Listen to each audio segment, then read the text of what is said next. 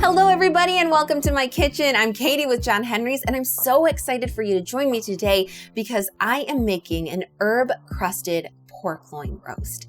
And this is a roast that I prepare for special occasions. And if you're looking for something different for your Easter dinner, then you'll definitely want to keep watching this video and check out this recipe.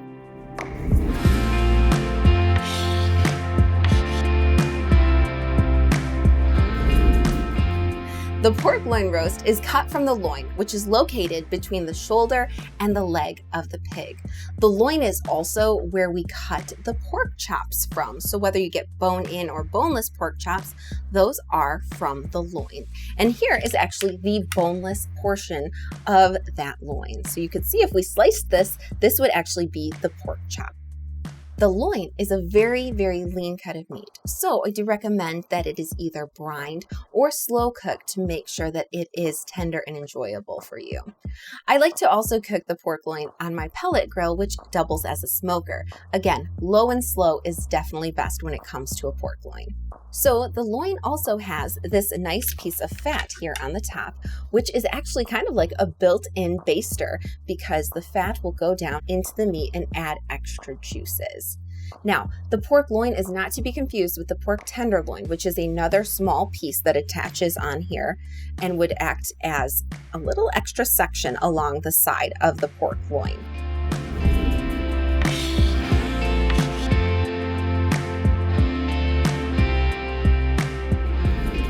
Now it's time to prep our pork loin roast. So I know you may have heard of us talk about brining when it comes to a turkey or a turkey breast, but actually pork loin roasts are a great cut of meat to brine because they are so lean. Boneless, skinless chicken breasts are also a great thing to brine. And for this recipe, we really do want to brine our pork because our pork live an active lifestyle on the farm and they are able to run around and rut in the dirt and everything. They do have very lean meat. So what we're going to do is we are going to add our other ingredients to the water that I already have in the bowl here. And we're going to be adding a half a cup of sea salt in with the water, as well as a quarter cup of brown sugar. You can use regular sugar or like evaporated cane juice, but I like adding the brown sugar because of the molasses in there. It just adds extra flavor and I think that's great. So now combine them, stir them really good until your sugar and salt are dissolved. All right, now that that is all dissolved, we're gonna actually put our pork roast into the water and then fill it up a little bit more to make sure that our pork roast is fully submerged in this brine that we just created. Okay, it looks like our water only needs a cup or two more, so I'm gonna go over to the sink and fill it up.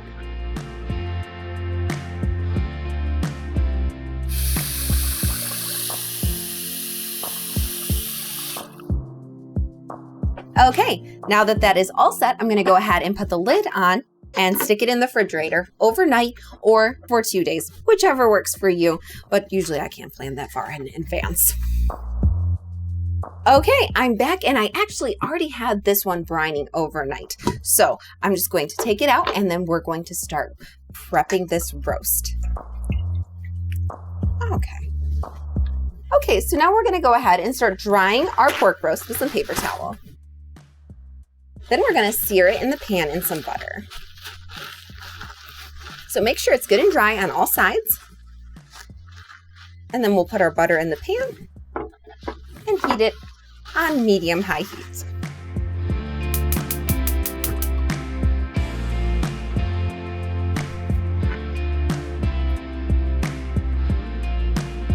All right, while my butter is heating up, I'm gonna actually cut my bacon strips. I'm gonna need 4 bacon strips, nice thick bacon strips. Our bacon is already pretty thick cut, but we do offer a thick sliced option as well. So whichever you prefer, but you only need about 4 slices because we're going to put it in our food processor and make like a bacon paste that we're going to coat the roast in. So just cut it in about 1-inch pieces.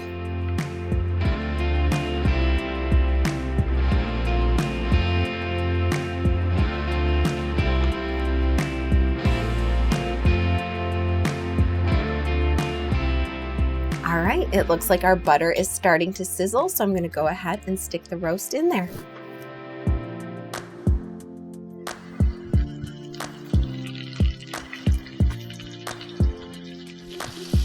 You can really hear the butter sizzling and smell this amazing bacon that's sitting right here. This is going to be a really, really great roast. So we're going to be browning the pork loin roast on all sides. So after a couple minutes, you're going to want to flip it. And I will say that this is probably the part that takes the longest. It's just making sure that it does get browned on all sides. And sometimes you have to hold it and prop it up.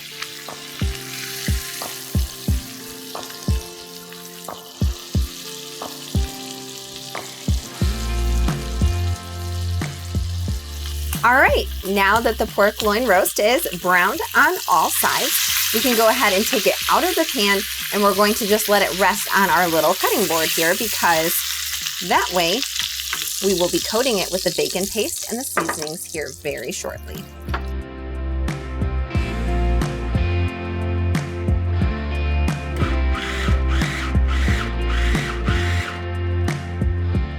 Okay, so now we're going to add some of this bacon paste into the bowl.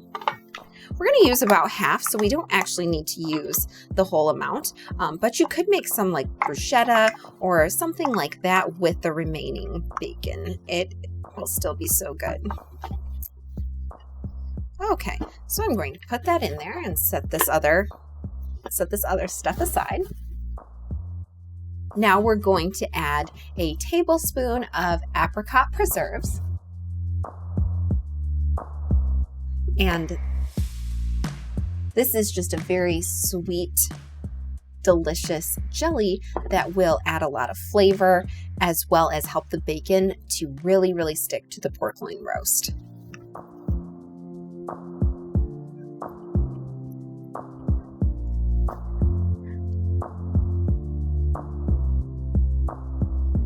Okay.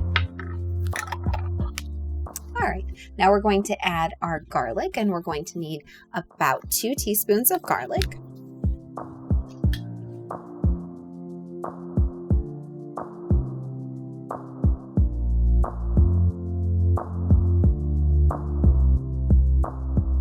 And you can add some rosemary if you like, if you have some fresh rosemary available.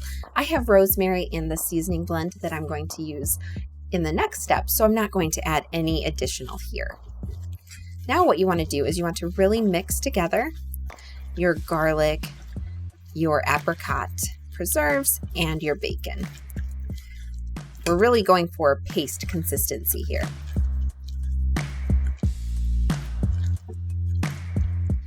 Okay.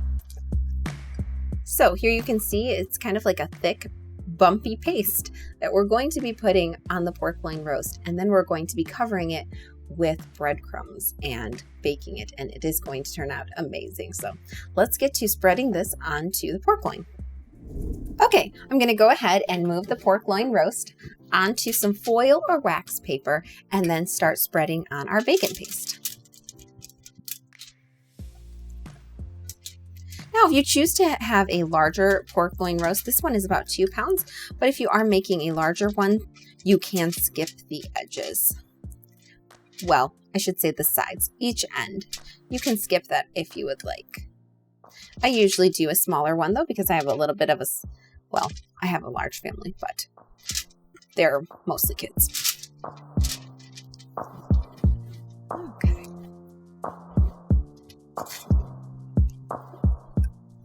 Make sure you get on the sides though, all the way down to the bottom, because like I said, we really are going to be putting breadcrumbs on here, and we want to make sure that they stick everywhere.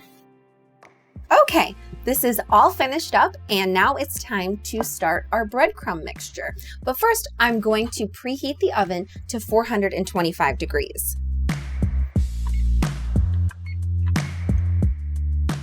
Okay, and I'm going to set this aside just for a few minutes. Now we're going to take our breadcrumbs. We need about 1.5 cups of breadcrumbs.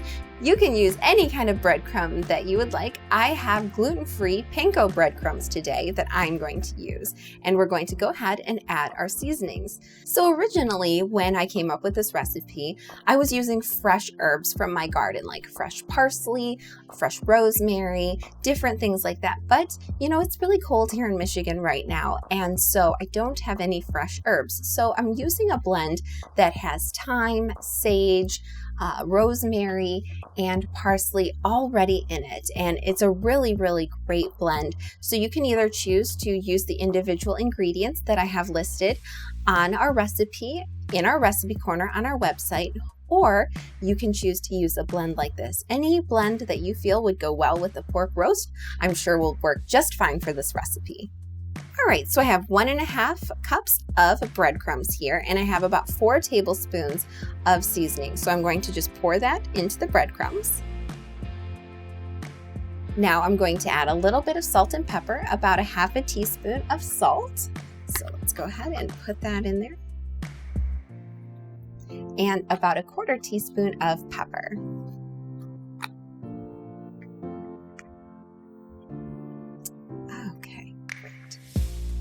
And like I said, fresh herbs just add additional flavor, but it is not a necessity. So now that we have this, we're going to go ahead and mix it together. And a lot of times you'll see that your salt and pepper and your herbs will actually just kind of like settle to the bottom. And that's where we add some melted butter. We've got some melted butter here, and I'm just going to actually kind of drizzle it over.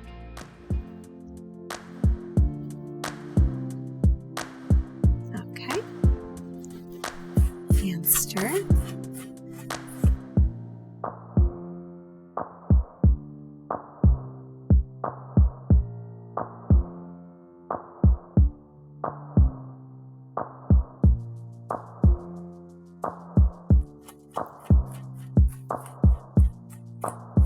Okay, so now you can see this good consistency here of the melted butter along with the spices. It looks like it's going to stick to my pork roast really well because it's actually starting to stick together itself. So that's good. We don't want it to be just swimming in liquid, but we also don't want it to be super dry. So we definitely want all of those delicious seasonings and herbs and everything to actually stick to the breadcrumbs. That's what we need. Okay, now it's time to start putting the breadcrumbs on our pork loin roast. So now this can be a little tricky. What we're going to want to do is kind of pressing in the breadcrumbs actually into the roast and into this bacon paste. So as you can see, they're sticking pretty good. It's definitely sticky. And then the ones that fall down on the bottom, you can kind of move to the edges. I actually kind of take my bowl a lot of times, and I'll actually just kind of move it from my bowl and pack it onto the sides. There, just like that. Okay. I can do the same thing. And then that's why we put it on some foil, is because it's really easy then to turn so that we can see the next area that we need to do.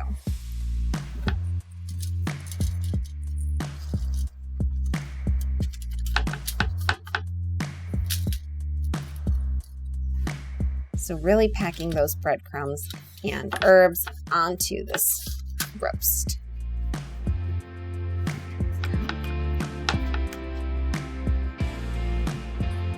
Okay. And another good way of doing this is to take it and actually push it with your hands.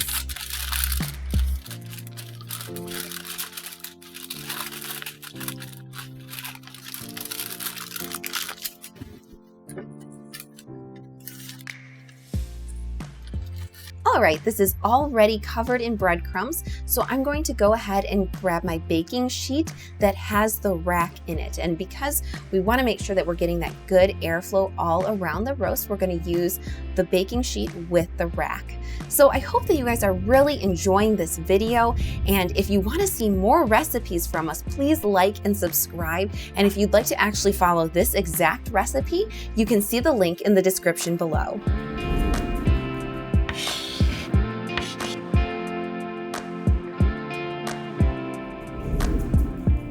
Okay, it's now time to put the pork loin on our baking sheet. So you want to very carefully move the pork loin, and it's okay if some crumbs fall down. They will get well done, but that's just okay.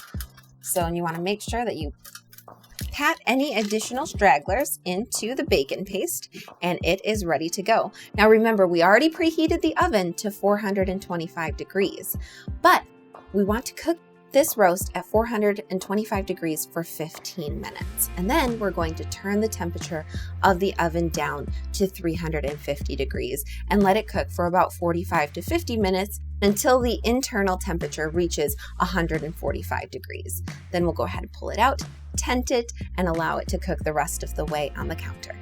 So let's go ahead and put it in the oven.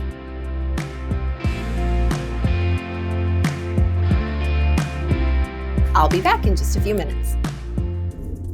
Okay, the pork loin roast is done and ready to be taken out of the oven. So I'm going to go ahead and do that now. Oh, doesn't that look great? All crusted with the breadcrumbs and the herbs. It's going to make an amazing meal. I hope that you've enjoyed this video, and thank you so much for supporting our farm.